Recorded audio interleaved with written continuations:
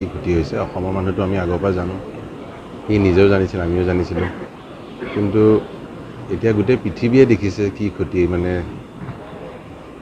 থাকোঁতেতো বাৰু কৈ গ'ল কি তেওঁ কি হয়, যোৱাৰ পিছতো যিটো জনসমুদ্ৰ হৈছে সেইটো গোটেই পৃথিৱীত দেখিছে। এনেকুৱা ইয়াত বুলি নহয়, ভাৰতবৰ্ষত বুলি নহয়, পৃথিৱীত চাগে খুব কম হিচাপতলগীয়া শিল্পীয়ে চাগে এইটো যিটো আপোনালোকে দেখিছে আমি দেখিছোঁ এনেকুৱা পাইছে নেকি জীৱনত। চাগে আমিতো এইটো এনেকুৱা পৰ্যায়তো ক'তো দেখা নাই। এই মৰম আমি জীয়াই থাকোঁতে জানো তেওঁৰ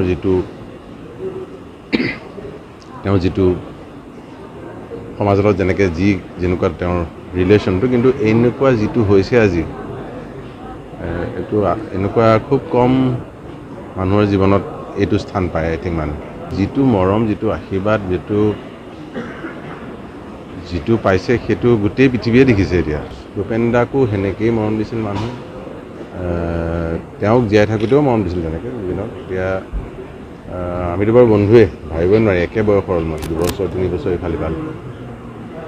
জীয়াই থাকোঁতেও এনেকুৱা এজন কোনো শিল্পীয়ে তেওঁ যিটো পাইছিলে সেইটো কোনো কেতিয়াও পোৱা নাই, কেতিয়াও নাপাব। সেইটো আৰু তাৰ লগত আগৰ কথাও নাপাতোঁ, কাৰো তুলনা কৰি লাভ নাই, কাৰো লগত কেনেকুৱা হৈছিল বা আগলৈ কেনেকুৱা। কিন্তু এইটো মানে ভাবিয়ে কিবা লাগিছে যে ধন্য হ'ব লাগিব এনেকুৱা এটা জন্ম ল'বলৈ। অসুস্থ আছিলে, গাটোতো আগৰ পৰা আমি জানোৱেই সকলোৱে, মোৰ ভালেই বন্ধু। যিহেতু আমি যেতিয়াই লগ পাওঁ, আমি কথা পাতিলে মই তাক বুলিয়ে কওঁ, আমি যিহেতু সমবয়সী অলমষ্ট, সদায় হেল্থৰ কথাই কওঁ। মই বোলো গাটো অকণ ভালে ৰাখিবিও সদায়, আজিকালি ভালে আছোঁ এনেকৈ কয়। গতিকে সেনেকুৱা স্বাস্থ্য মানুহ এজন যেতিয়া সেইটো অকণমান সাৱধানটো হ'ব লাগে। গতিকে তদন্তটো হোৱাটো আই থিংক মই বুলি নহয়, গোটেই অসমৰ ৰাইজে বা গোটেই অসমবাসীয়ে বিচাৰিছে। চৰকাৰে কৰিম বুলি কৈছে তদন্ত। মোক যেনেকৈ কৈছে যে মোক মানুহে দেৰিকৈ আহে বেয়া পাইছে, সেইটো খং বা সেইটো দুখ আচলতে। দুখৰ যেতিয়া মানুহে দুখ কৰে তাৰ নেক্সট চৰম সীমাটো খং হয়। মোক কৈছে নে কাক কৈছে সেইটো এতিয়া নাই, যাক তাক কওঁ, মানুহ ইমান দুখত আছে।